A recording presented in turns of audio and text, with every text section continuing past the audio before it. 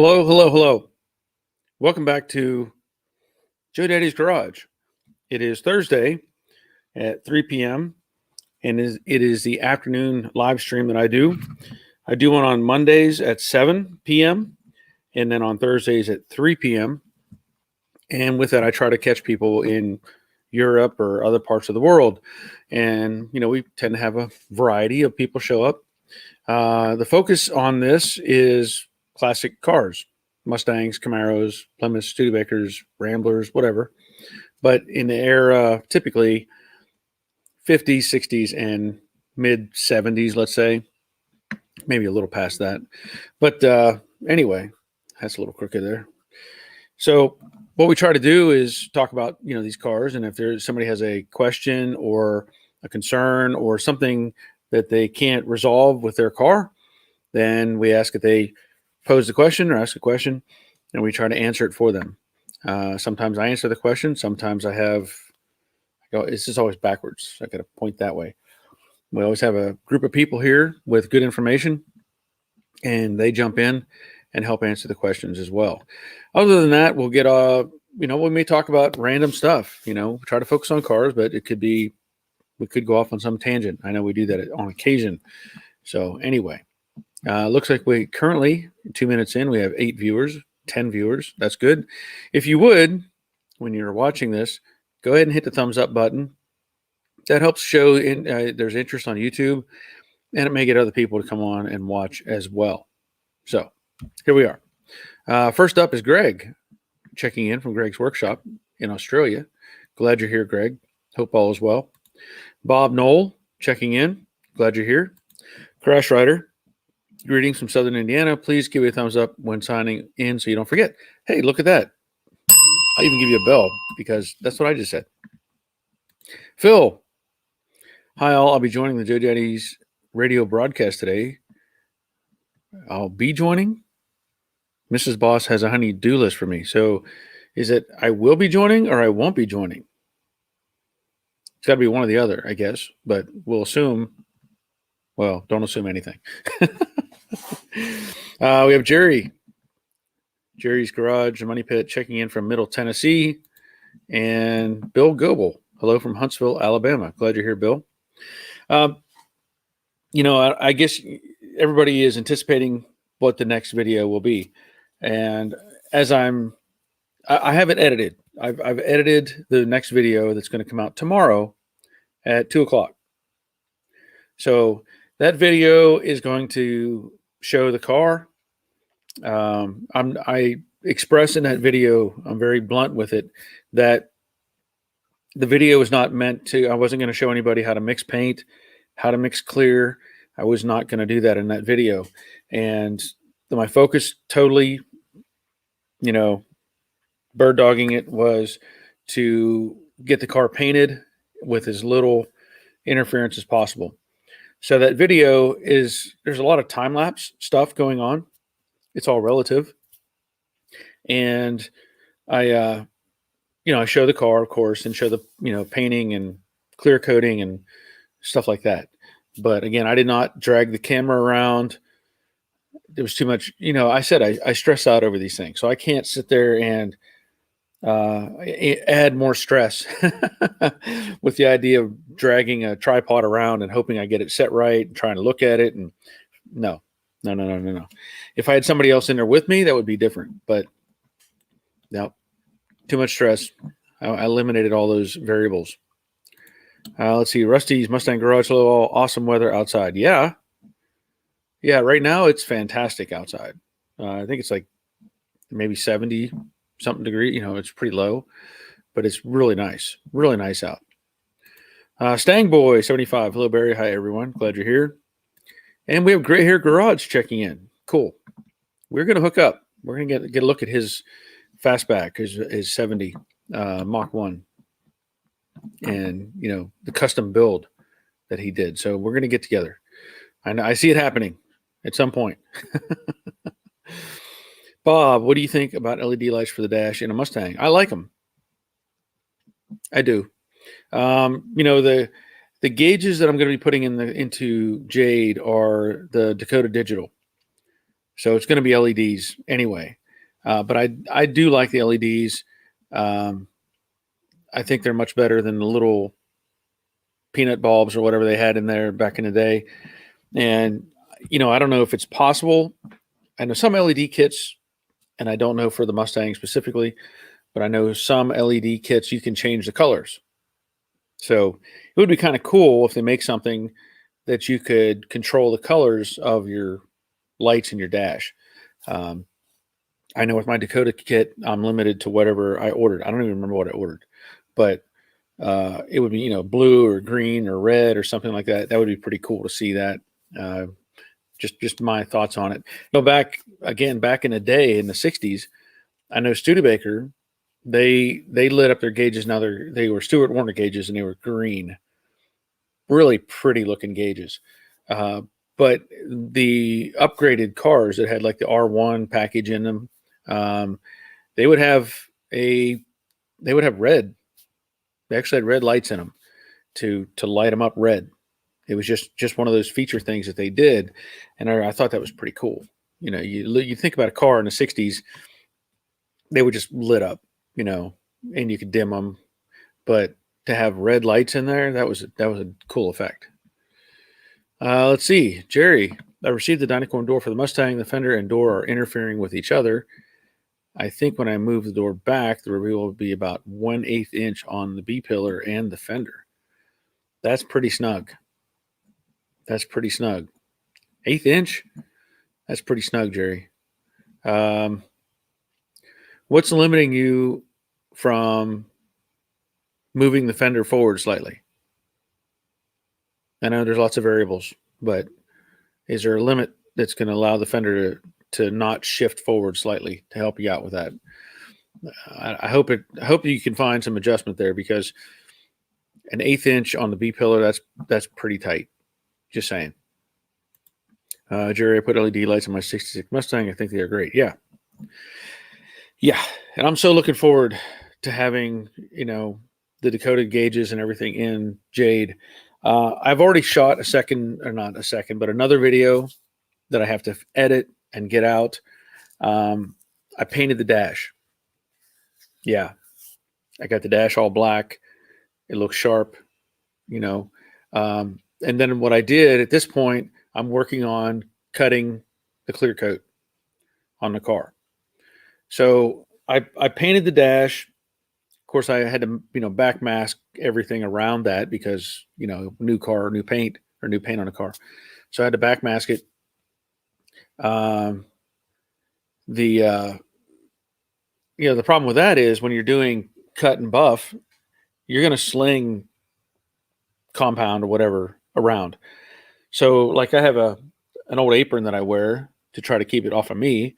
But I remasked the top of the doors. I remasked the dash just to keep stuff from, flinging all over the place. Now it shouldn't be that much, but it's enough. You want to be cautious with that. And I've also had people point out, and I never thought about this before, and I want to bring this up, that the concern about buffing. They said there's silicone or silicates in the compounds, and when you're buffing that stuff, you're actually inhaling those sort of things. So I'm going to probably be proactive and put on, a mask and try to protect myself, because you just never know when something's going to get in you that can cause problems. Jerry, I moved the fender as far forward as I can. The dimension on the B pillar now is about 1/4 inch. Okay. Well, you probably want, about 1/4 inches. I like about a 3/16 gap if I can pull it off. I say 3/16 to 1/4 is about where I would like the gap to be. But an 1/8 inch is pretty tight, especially you start thinking about putting on paint and stuff like that. And then obviously the thickness of the paint adds up, and you're doing it on both panels. Now you've really made it even closer in effect. So 3/16 to 1/4, I like that. Gray Hair Garage, we will be at Peachtree City Cars and Coffee Saturday with the 70. Cool. I'm glad you mentioned that. I was invited, I guess, to do a how do I want to put it? There's a small town not too far away that I was invited to bring my Model A to it because they're doing a grand opening or something of a museum, some sort of small museum there at that town. It's not a very big town, but it's close to where we're talking about gray hair. You know what I'm talking about. But anyway, they asked me to bring my Model A as eye candy, to get people to stop in and look at the museum and see what's going on. So I'm debating on whether I'm going to do that or not. The problem right now, of course, is, all the gas stuff going on here in Georgia on the East Coast, people panicking and going out and buying every drop of gas they can, thinking that it's the end of the world and, we're all going to die. So I have, my wife and I, we haven't even gone to the gas station, but obviously that is a slight concern that, hey, do I have enough gas to get the Model A to where I need to go and get it back? So I'm debating on whether I'm even going to go to that. But I might do the Cars and Coffee. That's not far away. And I would probably just drive my little daily commuter car over there for that because I don't have anything else ready to go. The Ozman, love LED lights. Yes. I mean, they're nice. And again, if you can get some that you could change the color, with a whatever digital doodad they have for them, like I have this little LED kit that Roger, he made this Joe Daddy's light up. See if it'll even light up. Yeah. So it'll sit there and change colors, and I don't know, you can pick the different whatever and change the colors. I wish that you could do that, with the LEDs and the dash lights. That would be kind of cool. So let's see if I can turn that off. Okay. Anywho, the Ozman. There we go. Armageddon is good for everyone. Yeah. Reset. Big reset, right? Gray hair. Yep. John, take the truck. It's cool too. Yeah. I mean, I could do that. I don't know yet. I'm still debating on the museum thing. I don't know. I have to check and see what time the Cars and Coffee is. I think that's obviously in the morning. But I was invited, and I almost sort of feel obligated to go do the museum thing because why not? Anyway, at this point, the things going on with the Mustang again. I painted the dash. I did paint the glove box and the ashtray, and I had some blistering or something, some fisheyes on the glove box. So I'll have to reshoot that. Not a big concern. That's a minor thing to fix when it comes down to it. But I started prepping the car to cut and buff.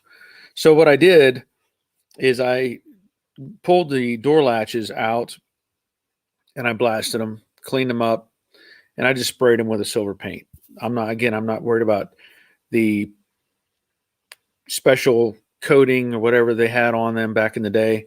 I'm just happy that they're silver. So I just shot them with some silver paint, and same with the strikers. I cleaned them up, shot them, and got those in place. Now the doors, latch and hold steady, and that way I can sand on them, with the with wet sanding, and not have the door bouncing around, which would be pretty negative.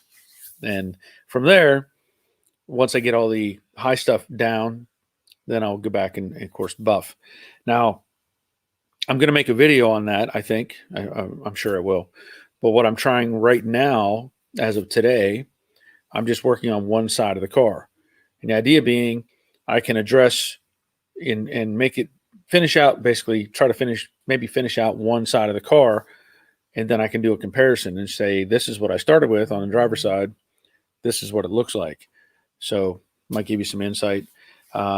It's been a while since I buffed anything, so I'll have to be cautious with that. And of course, I have the new buffer, so I have to be careful with that as well. Let's see. The Ozman eBay vendors have LED lights for your instrument cluster. All colors. Don't know if they change. They are changing. Yeah. Well, that's what I think. I just said it would be really cool if you could do something to change the color of the lights. Crash Rider LED paint would be cool too. You could change it from blue to green. What's funny about that? I have the video that it's coming out tomorrow. I'm watching the video and I'm like, this car just looks blue. It looks blue. It looks blue. And then I realized, hey, wait a minute. I can adjust the colors in my editing software. So I did. Probably 2/3 of the way through, I mentioned that. I say the car's not blue. And then I show that it changed. I did the transition. I think I got pretty close on the color as it should be based on what I think I'm seeing with the color, and it's a unique color. It really is. I mean, it's aqua, and we all know it's really not all blue and not all green. It's in between, but it looks blue in all the images. Yeah, Ozman, it would be cool to have LED paint. Gray hair, Peachtree City is 9 to 11. We'll see you there. Maybe, if not, have fun at the museum. Yeah, I think the museum, he had messaged me, the guy in charge, and it sounds like it'd be 9:30 to noon. So right at the same time that Cars and Coffee is going on. However, Gray hair, I don't know if you come over to Fayetteville for they have the pizza. Partners Pizza has the cruise in on first and third Saturday, in the evening. So I don't know if you get over there. I've not seen your car there, but I don't know if you get over there for that or not. But that may be an option too. Otherwise, we'll hook up. I'd like to stop by your shop and we can make a video and get people more excited about the work you've done on that car, which is pretty awesome. Along with the other stuff that I'm doing, trying to get the car ready for full buff and everything. If you look behind me, you'll see Iron Man he's straddling my dash pad. And I've had people, I've seen people post about the dash pads for these cars. And of course, I have it's a new brand new dash pad, NPD. And just as a thought, I thought, well, before I get too far ahead of myself, because I'd rather take care of the dash now than after the windshield is in. Just makes sense, right? Otherwise, you're sitting there, you're fighting with things. So I just briefly took the dash out and sat it on the dash pad and set it on the dash. The thing looks great. I mean, it really does. It appears that when they make these things, and I'll make a video on this as well, but when they make these things, the edge of the dash pad straight up, and then the pad itself should have a curve, which it does, to where it curves to the base of the windshield. The problem is when it gets over in a corner, they left it as a corner. It's not. You have to trim it to fit, follow the curve of your windshield opening. So that's the only thing that I see. And the other part is the relief or cutout area for your VIN number. That's the other part. So other than that, I think it's going to look great. So I have to do that, get that trimmed, and maybe, I don't know if I may finish putting it all in place anyway, but I know there's the trim panels, the little black trim pieces that go on top of the dash. Everything is these old cars. It's one thing on top of another, or, this is behind that. You have to, there's, like I said, a sequence to it. But you can't jump ahead. It's kind of like, I posted a video of the car when I was painting it somewhere on TikTok or something. And the guy complained. He's like, I can't believe people paint cars without finishing the interior. It's like, he's like, that's a waste of time. It's like, wait a minute. No, it's not. without the interior in, I can spray all over the place if I wanted to, or I don't have anything to fight with. If I had finished out the interior of that car and then I wanted to paint it, oh my gosh, you talk about being over cautious with masking or, covering this and protecting that. Doesn't make any sense to me. But whenever you think about the car, now granted, I'm going to take care of the exterior bodywork, the buffing and all that stuff. But before I put the bumpers and stuff on, I'm pretty sure I'm going to work the interior first, right? So I'll get the headliner in. I'll start working on the window mechanisms, getting all that stuff back inside the car and work my way out. It's just the way I look at it. I could bolt the bumpers on, I could bolt the fenders on, but I'm going to have to just work it from my mind says work it from the inside out. And then you're not going back in later. Maybe if things go smooth. Yasman, you work on LS engines much? Sorry, I don't get to watch your channel much. I'm a trucker. No, not really. I don't work on LS engines. I do. I actually replaced lifters in an LS engine. I've done engine swaps, the LS out of took an LS out and put an LS in. I haven't done any conversions, but I don't do, I don't tune them and stuff like that. But I have done a lot of mechanical stuff around them. So, Jerry, I too installed the dash before installing the windshield. Makes life way more easy. Yes. Yeah. That'll be what I do. And, as I was prepping the car, and I think I talk about it in the video that I'm going to post tomorrow, I cleaned everything out of it. Just everything came out of it. And when I was taking apart the rear speakers and stuff and pulling the package shelf, it just broke in my hands. It literally just falling apart. But what was funny about it, I say funny, is let me see if I can find those. Where did those end up? I was, oh yeah. As I pull the package shelf out, I was like, what is that in the corner? There's two trim clips. Now, I don't know if these are original or, the car's been painted probably 5 times. So I don't know if somebody just left them in there or if these were removed and then put back. But I was like, oh, wow. Well, it doesn't even look like they're scratched. It almost looks like they're brand new and there's no scratches on them. So not that it matters. I'm going to have to order more trim clips anyway, but it was just kind of weird to see them sitting in the corner. Oh, man. Okay, Jerry, since I'm going to repaint the complete car, I'm going to remove all the interior except for the headliner. I'll mask the headliner off. I may even remove the windshield and back glass.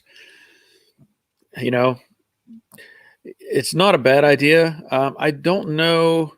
I know you fought with the glass to get it in.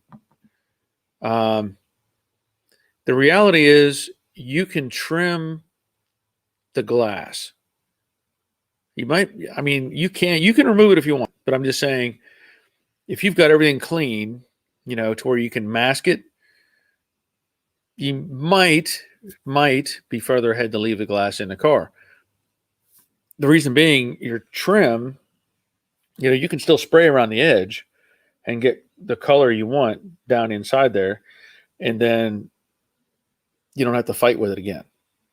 It was just the way I'm thinking, and then also taking it in and out, you could damage the headliner again, because it overlaps it. So just think about it. With the gasket being covered by the trim and of course the struggle of getting them in and out, I know where you're coming from, but just look at it pretty hard before you commit to that. Mason, how's it going? I wanted to ask you what kind of stereo system will you putting in, Jade, once you start working on the interior? That's a very good question. I was actually looking at stereos today, and I looked at Crutchfield, because Crutchfield's a well-known company. And I thought, what's available for this Mustang? Well, I found that Crutchfield sells a, for lack of a better word, just a radio module, let's say, and it has uh,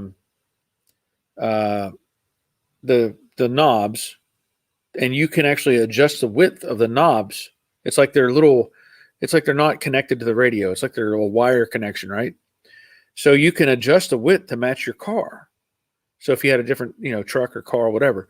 So I was looking at those because those were, you can hook up an MP3 and, whatever. I think they may have a Bluetooth, but they also had some that were even like that, where they had hands-free radio, or like it could take calls and stuff, which I thought was pretty cool. So I don't know if I'm going to go that route or not. But the speakers that I have for the car they're junk now. They've been in there so long. So I need to get new rear speakers, 6x9s for the back, and then find a good setup for the front, because it has a little narrow speaker, and I'll probably get I think they make a dual tone speaker that you can put up front. So I'll probably replace the front one with a dual cone setup. But I have not committed to anything yet. The thing is, I don't actually have, I have a console for the car, but it's pretty bad. It's in pretty bad shape. And the radio would be part of that console. And if you had a car that didn't have a console, it would have an actual bezel that clamped or bolted to the dash. I don't have that either. I have, there's one in the other Mustang, but not in good shape. So I'm not too stressed on the radio deal right now, but I am weighing on some things. Jerry, I built my own package tray and covered with vinyl from Amazon. Yeah, that's true. It's not hard to do. Jerry, I've already removed the trim since the paint will be the same color. I'm not too concerned about the paint under the trim. Right. Yeah, and like I said, you can spray around the edge to the gasket. You can get all the way. We used to do that at the shop. We would mask the gasket off and just get, paint beside the gasket. And then, it was just all there. Crash Rider, possibility of breaking glass eliminated by not removing too. That's a good point. Yeah, I'm not looking forward to putting the glass back in jade. It has to happen, and I'm sure I'll get Roger to help me out. But yeah, I'm not looking forward to putting that back in. Just it's never that much fun. Mason, my grandpa's hardtop has a monsoon radio in it. If you were thinking about installing a Bose stereo system, we are thinking about installing a Bose system. Oh, okay. Yeah, Bose is a good system. Yeah. I don't blame you at all. That's a good setup. The funny thing is, parts of me, I don't know if it's up there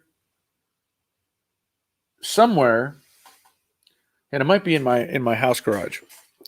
I have a Pioneer Super Tuner from 85, right? 85, 86. Pioneer Super Tuner that I used to have in my Chevy truck. And, that was the system back in the day.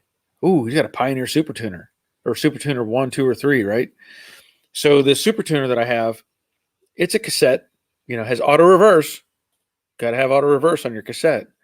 But it's part of me is like, oh man, I really want to put this in there. It has a amplifier hooked into it. And it just, part of me is like, man, just because I have old cassette tapes and stuff, and I almost want to have just a box with cassettes in it. Just thinking about it. Jerry, I installed Punch P152 speakers in my car. CJ Pony sells a replace speaker for the front, which has a stereo. Okay. I've been looking at a variety of things. There's so many different companies out there. You got Pioneer and Blaupunkt and Bose and whatever. And you can find, I'm not worried about having some sort of crazy stereo that's going to blow the glass out of it. I'm not that guy. I'll be happy to just have a nice sounding radio, decent set of speakers. I'm not overkill. I just don't. But you could spend hundreds or thousands of dollars on speakers and equipment. I'm not going to do that. I even have, I think out of my shed, I have I got it on trade or something. I have a great big speaker box, with all the whatever's inside it, all the woofers and junk, but it even has a great big amp bolted to it. That's great, but to shove that in the trunk of the Mustang, that's all you're going to get in that Mustang. That's it. You're not going to fit anything else in there. Ozman, have a good day on the road again. Be safe, guys. Glad you were here. Bob, the Super Tuner was the best. I have two of them. Still. I guess one is broke. Okay. Bill Goebel, everyone hit the like button. It's a huge help to Barry. Yes. Thank you. Appreciate that. Bob, back in the day, Super Tuner, or used to have two of them. Both Camaros had a Super Tuner. Yeah. Jerry's got a very good point about breaking glass. I've actually experienced on breaking the windshield. Yeah. Yeah, that's what we're saying. It may not be worth it, Jerry. Just being honest. I mean, I find that unlikely that if I had to reshoot and I had to glass it back in, jade or whatever, I would probably not pull the glass back out. Just me.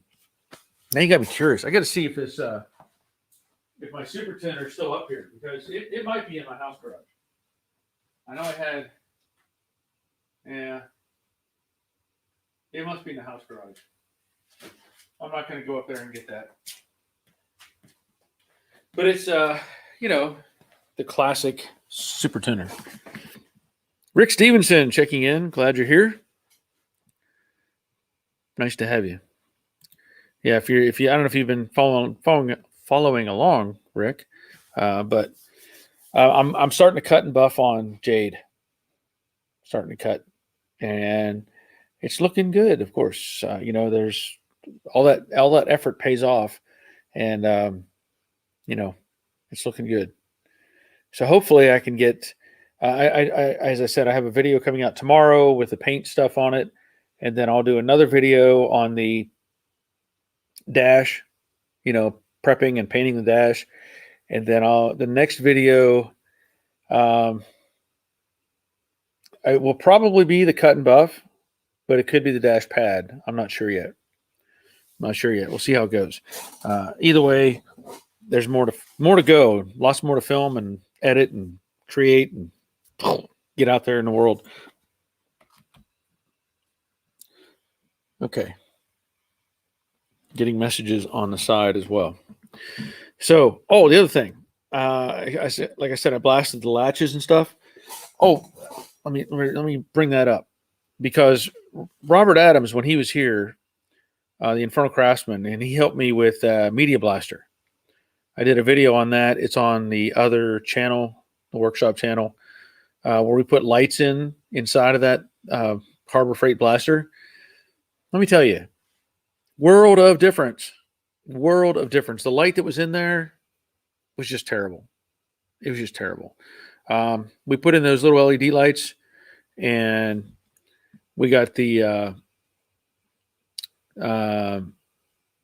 everything hooked up, and I blasted the door, the latches and striker, and also I did the springs. The springs were pretty crusty for the hood. So got these cleaned up, got them, painted. There's a trick for this too, by the way, while I'm thinking about it. If you are looking to paint these, and I haven't done this, but I have done it, but I haven't done it on these. If you have a engine hoist or a cherry picker, as you call it, and you want to paint these all over, hook this in your cherry picker, hook a chain under the legs of the engine hoist or cherry picker, and then pull this, pull it up and stretch this thing out, and you can spray inside all the grooves and get everything coated. That way, whenever you put it in the car, when you open the hood, you don't have the you don't have any bare spots. So I'll probably continue, with that in the future. Another idea, you could probably hang it from a rafter. If you had some obviously some heavy weights that you could put on it and pull it down, you can stretch it out and spray it. But the cherry picker engine hoist, that's the easy way to do it. Little tip for you today. Let's see.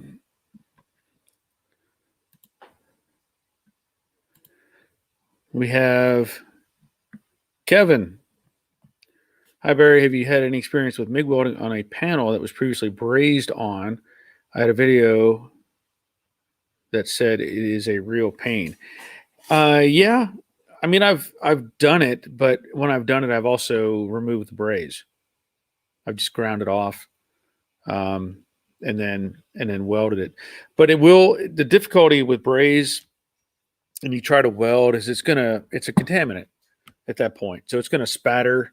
It's going to cause problems. And sometimes all you can really do is apply more. Keep putting heat to it with, wire until it burns it off or, absorbs it in a sense. But I have messed with it and it is a pain. Jessica checking in. Glad you're here. Denny, are you cutting by hand or using an orbital on Jade? 3M Trizec are great on a orbital. I am doing both. I'm starting off, actually, and I know people are going to go, what? Maybe, but I'm starting off 600 wet. And the only reason I'm using that is to just get the initial cut, just to knock down the first high wave. And then I'm going over with 1200. And then I think I have some 1500 that I might use. And then I have 3000 on a DA with the interface pad. That may be my final before I buff. I'm trying not to get too carried away, but that's where I'm at right now. John, are you wearing a mask when you're cutting? Please do. The silicones will kill you. Right. Well, I'm not doing it while I'm wet sanding. I'm not wearing a mask, no. But when I get on the buffer, yeah, I will be. Let's see. Jessica says, thank you, Rick. What did I miss? Not sure what I missed. Okay. Oh, no, not that it matters. I talked about it before where I sprayed the door latches and the strikers with a silver. I really didn't want to get too carried away, but I did this Rust-Oleum metallic, and I think it looks pretty good. I think it turned out pretty good. I think I showed that. I posted a short video earlier today on YouTube, and I showed this, and that's what I used, is that Rust-Oleum metallic. So, like I said, people can get into it where they do the CAD plating or whatever it is to make the color kind of goldish again. I'm just not that motivated. When do you see the door latch? Well, when the door's open, not when it's closed or not when you're driving or, typically you go somewhere and if you're at a cruise in or something, you're not going to have your doors hanging open. So the silver is fine with me, and that's what I'm doing. And then the springs, I'm just using a Krylon. Let's see, it's this Krylon Fusion satin black. This is the same stuff that I used on the engine bay when I did it. I like the looks of it. Comes out nice. Other than that, I'm just trying to get the steps moving, get these little things going, and make progress. Because when you're working on these things for so long, and you're like, well, when am I ever going to get finished? Well, it's hard to say when you actually get finished, but seeing the little progress, like putting in painted door latches was a great thing for me to see. Test fitting the dash pad. That's a great thing to see. Now it gives you some perspective. Seeing the dash painted. Now, of course, there's so many things that have to happen. I got to get the headliner in. I've got to get the glass in the car. There was another thing. I ordered a product today that I'm going to try to. I'm going to see if it'll help, because I'd mentioned before about the glass, and I saw a product on Jay Leno's Garage, and I'm going to try this stuff. Let me see if I remember what it was called. And apparently it's been around for a long time. It's called Quick Glow. So I don't know if anybody has tried that stuff before, but it's Quick Glow. It's QUICK-GLO. And it's a chrome cleaner and rust remover. And the guy implied you could polish glass with it too. So I might be trying that out and see how that goes. I've not tried to polish glass itself, like taking a buffer, and I've not tried that. It may be something I need to do. I don't know yet, but that is just something that I'm going to look into. Ed, other than replacing door latches, have you seen the rubber bumpers in the latch sold separately? You're talking about the little rubber nub that's on the side, facing outboard, I believe. I have not seen that sold separately, no. And I don't know if anybody makes those. Because I think that what that does is it actually holds in the internal mechanism, like there's a little rubber strip inside. I think it may interact with the striker itself. So when you're shutting the door, that piece of rubber in there is what's actually, when it shuts and goes past center, I think it hits the piece of rubber in there. So I think that's what it is. But I don't even know how you'd get those in. I mean, without disassembling the whole latch mechanism, I don't know how you'd replace that. So I find it unlikely that somebody makes them. I really do. Obviously, I say they probably make them. I'm sure they do because they sell new latches, but I doubt anybody sells them in that respect. So that's a good point, though. Good question. Good question, Ed. But I don't have a good answer. It's kind of like, when you go look at, Dynacorn sells the bodies, right? They'll sell these things built. But there are pieces that sometimes people need that you can't get because they only come as part of the body kit, like internal structure that may be rusted or something. I don't think you can buy all that stuff individually. I don't think so. I know it used to be that you couldn't buy individual, pieces, but you could buy that whole quarter, for the side, and it would come with all that stuff built into it. So it's kind of one of those things where somebody does make it, but will they sell it individually? Hard to say. And again, I don't know how hard it would be to take the whole latch apart and, put those things in there. I really don't know.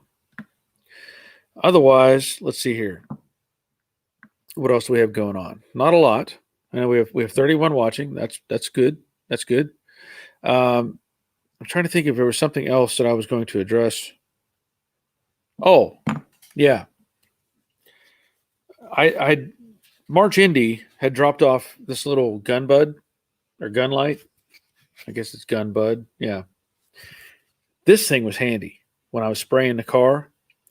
I had, mounted this to the top of the cup on the gun and turned it on, and it really helped because it allowed you to light up that area you were spraying, and you could see, whether it was wet or not. So I used this I used it when I sprayed the base, but I forgot to have it when I sprayed the clear, but it didn't really matter. The clear, I could see the wet, edge of the clear. So this little gun bud thing, very handy. Very handy. Ed, have not found any and no latch is available for the 66 Ranchero tailgate and or doors. All but one fell out. All but one. Let's see. So 66 Ranchero. I mean, that's the same as a. Does that share the same door as a Fairlane? I'm not 100% sure on that. Or I mean, a tailgate. Obviously, a Fairlane wouldn't have a tailgate, but the Ranchero. I'm trying to picture a '66 Ranchero. Does that follow the Fairlane? I can't even remember anymore. Jerry, on the new door striker I purchased for the new door, mine has a plastic insert which I think acts like a roller. Very hard because striker pin is installed and X crimped into the base. That's interesting. Plastic insert which acts like a roller. Okay, so it has an insert. I'll get you. Yeah, I have not seen those with the plastic on them. Denny Alvey, MPD sells a door latch striker bumper. Item number, there it is. So now I don't know if that's the same, Ed, but there's a part number that Denny shared. I can only take your word for it. I don't know, but that may be what you're looking for. Maybe, or maybe close enough that you can make it work. So have a look at that. Again, Ed, there's a part number for you. 21802-1A. Kevin, we older guys need all the light we can get. Yes.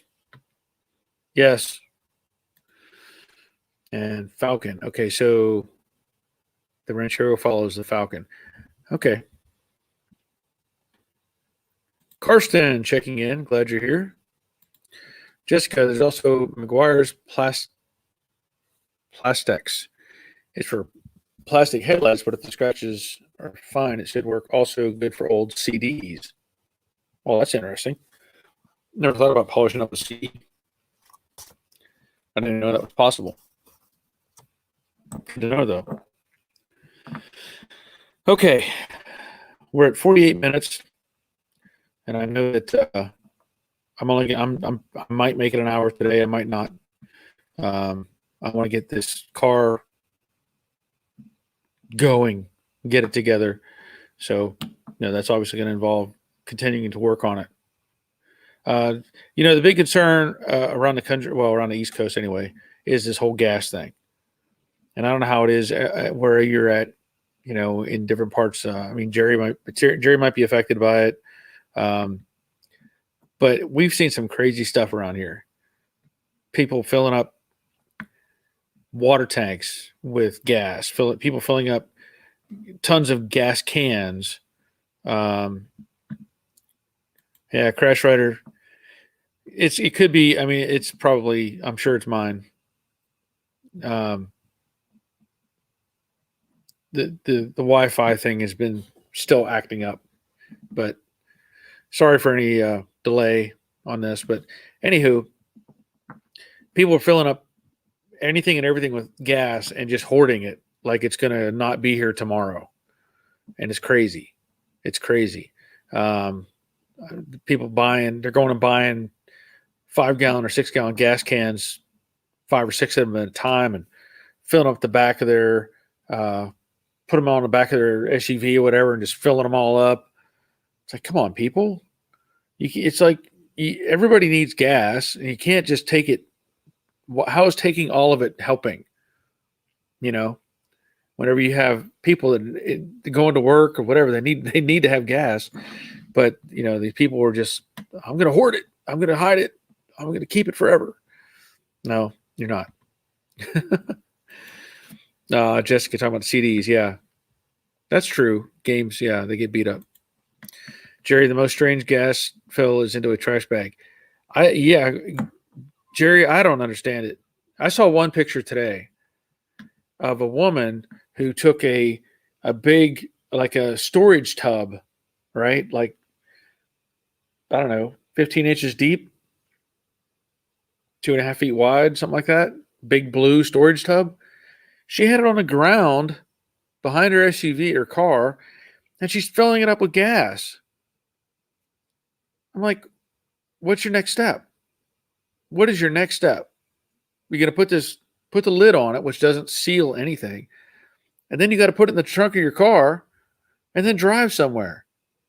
These people are fools. They're just fools. Jerry, be careful with gas with ethanol because after about a month, the ethanol will induce water. Yeah, I mean, and people don't understand that. They don't understand how it's you can't keep this gas for months on end. I mean, even with stable in it, it's not gonna last.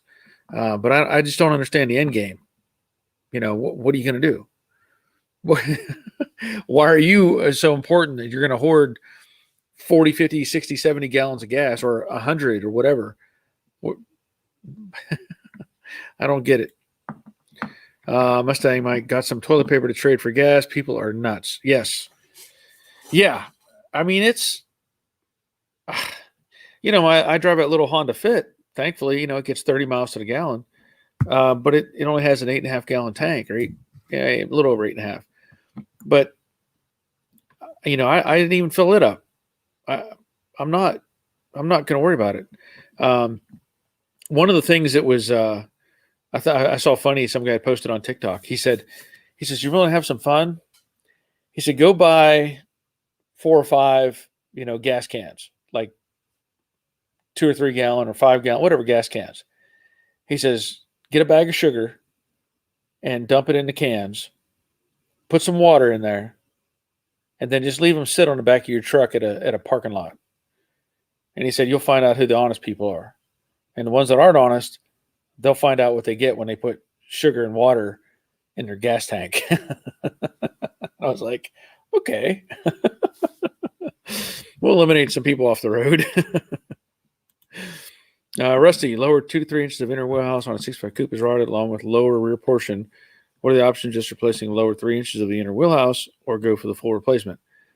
Okay, so you're talking about in a quarter, like in where it transitions down and meets in the quarter in that pocket, I assume. Actually, I have a video on that. Believe it or not, I have a video on that same process. I handmade my little extension that I cut off about that. It was maybe even 4 inches or 5 inches, but I hand formed a piece of steel and completed the wheelhouse. And then I used instead of using the quarter panel patch, don't buy that thing. At least not the ones that I have seen. The quarter panel patch is like a crash part. It's garbage. It doesn't have the right transitions at the bottom. The lines aren't crisp, and it's meant to just cover up the bad stuff. It's not a cut off and replace. You want to get an 80% skin. You don't need a full quarter, but get the 80% skin and then cut out what you need, and just whatever you need to do with the rest of the metal is up to you. But that 80% skin is formed correctly, so it has the right transitions, and you cut that off and put it in there. If you look up my Mystique videos, the blue Mustang 65 that I did 4 years ago, whatever it was, I don't know how long. But if you look up the Mystique, I actually have that video where I did that. I replaced that much of the wheelhouse, and I made the patch, or took the patch panel and welded it on. So good question, though. But I have it. It's out there. Okay, so Ed says, thank you, Denny. See, this is why we're here. This is why we're here, except for my stupid Wi-Fi, to share this information. All right, Jessica, and that's why there is a shortage. People like that, uptake in house fires, people hoard fuel, reads future new article. Yeah, very likely. Very likely. People are dumb. Jessica, DOT has suspended hours of service for fuel drivers due to this as well. Great. So now they can drive 15 hours if they need to deliver the gas. That'll be great. Next thing you know, we'll have tanker trucks crashed on the highway because the guy fell asleep. Rusty, the seam with the transition pan and trunk floors. Okay. So you're... Wait a minute. Let me back up and read that again. Along with the lower rear portion. Okay. Now I get it. It says inner wheelhouse. Same thing. You could hand form it. It's really just a subtle curve. I mean, you could hand form it.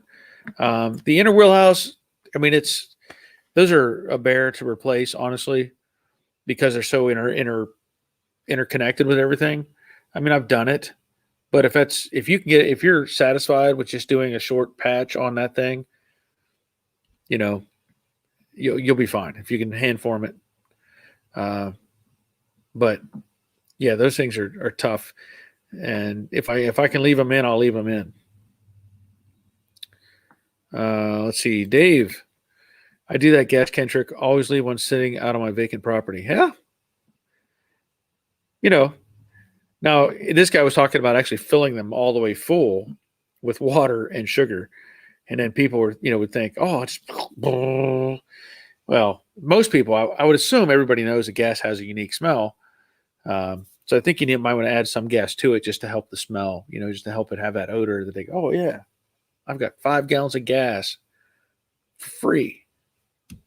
Stole it. Jared did a wheelhouse repair where the inner wheelhouse meets the trunk floor, say about 2x6, and re-welded in place. Yep. I mean, as long as you can, manipulate some metal, you can patch it up. Dave, yep. Yeah, got to add a little gas to it. It's funny. I've gone to, yard sales and stuff over the years. And if you think about it, when somebody buys, has gas cans, right? Red gas can. Anymore, a gas can is not cheap. If you buy a 5 gallon or whatever, it's going to be probably $20, $30 to buy one of those gas cans. And I've gone to yard sales where people have had perfectly good gas cans, and they're like, just, you can have it, or take it for $1 or whatever. Typically I would buy them because, not that I'm going to hoard them, but I know what they're worth. And if I do need one, I have it. I keep a couple of gas cans, I like 6-gallon cans, 2 of them, that my wife and we use Kroger gas. Well, you buy food, and you get a discount at the end of the month based on the amount of food you bought, whatever. So we'll go fill up her van and my car, and I'll fill up those cans. I do that regardless of a gas shortage. I do it just because I take advantage of the discount. Then I have gas for my mower, or if I do need some gas, I'm short on gas for my car, I can dump it in from one of those cans and go forward. But I'm not, I don't hoard any of this stuff. Like I said, these people doing these crazy things with gas, thinking that, who knows? But they have plenty of toilet paper and gas now, so they're set. They're set because that's all you need when the world crashes: toilet paper and gas. Okay, I see I'm at an hour. That's good. That's as far as I'm going to go. I've got stuff to do. Like I said, I'll have a video coming out tomorrow at 2. And then I'll have another video. I don't know when I will post the second one. It'll be the painting of the dash. I may post another video from Don with his Betsy. I know I've encouraged Don to get start his own channel and share information, but I also kind of like to share what he's got going on. So I may just go ahead and do that. And maybe, I don't know if I'll do that on Sunday or not. We'll see how that goes. But otherwise, that's going to be it. So thank you for being here. Thanks for participating, watching, thumbs up, shares, whatever, and answering questions as needed. And we'll be back on Monday night at 7. And hopefully I have some more pictures or something I can share with you with Jade. But we'll see. But until then, take care of yourselves. See ya.